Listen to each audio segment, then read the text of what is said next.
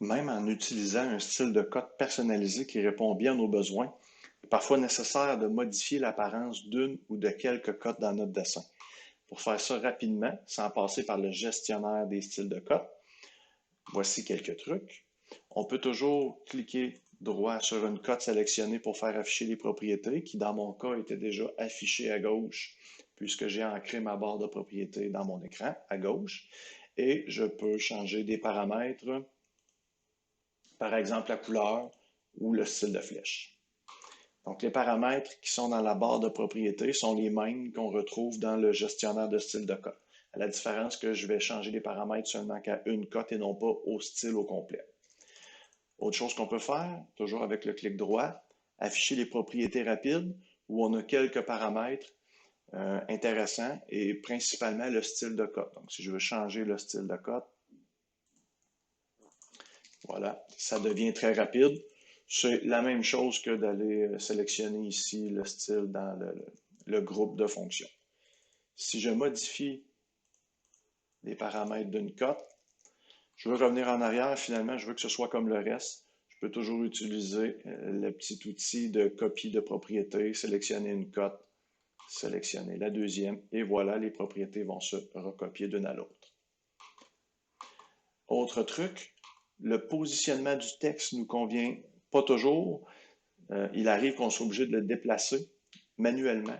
Donc, dans un cas comme ça, j'ai 3 cotes qui ont été créées avec la commande de cotation en continu.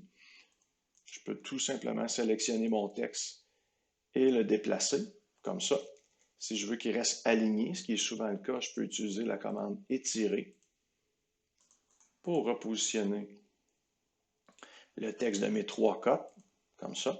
Et la commande étirer s'applique aussi pour n'importe quelle cote dans mon dessin. Donc, une cote, c'est un objet. AutoCAD le traite comme tel avec la commande étirer. Donc, je peux modifier l'emplacement. Dans mon cas, souvent, je vais prendre la commande étirer pour rapprocher ou éloigner des cotes d'une géométrie. La modification de ce texte-là ne se fait pas aussi facilement via la commande linéaire. C'est-à-dire que si je positionne une cote ici comme ça, elle se place à côté par défaut parce que c'est ce qui est paramétré dans le style de cote. Et si je veux repositionner mon texte au même endroit que cette cote-là, par exemple, ça m'est impossible puisque dès que je bouge mon texte, la cote et tous ces éléments suivent. Donc, qu'est-ce que je fais pour contrer ça? Je sélectionne la cote, je refais un clic de gauche sur ma poignée d'attache, clic droit.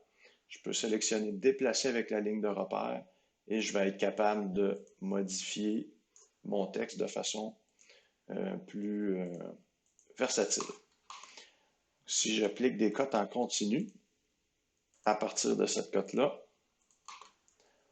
on va voir que à travers la commande de cote en continu, j'ai plus besoin d'effectuer la manipulation, clic gauche, clic droit. Par défaut, je peux modifier mon texte, l'emplacement de mon texte plutôt avec sa ligne de repère. C'est la même chose pour une cote comme ça ici. Si je veux la déplacer, la sortir de sa ligne de cotation, je peux le faire facilement lorsque j'utilise la cote en continu et avec la cote linéaire, je dois faire la manipulation clic gauche, clic droit, déplacer avec la ligne de repère. Dernier point, la précision d'une cote. Donc, il arrive qu'on n'a pas besoin d'avoir une grande précision ou qu'on a besoin d'une plus grande précision. On peut toujours facilement sélectionner des cotes et via le clic de droit, aller changer la précision voulue en fonction de nos besoins. C'est à utiliser avec précaution pour ne pas briser une précision qu'on aurait besoin.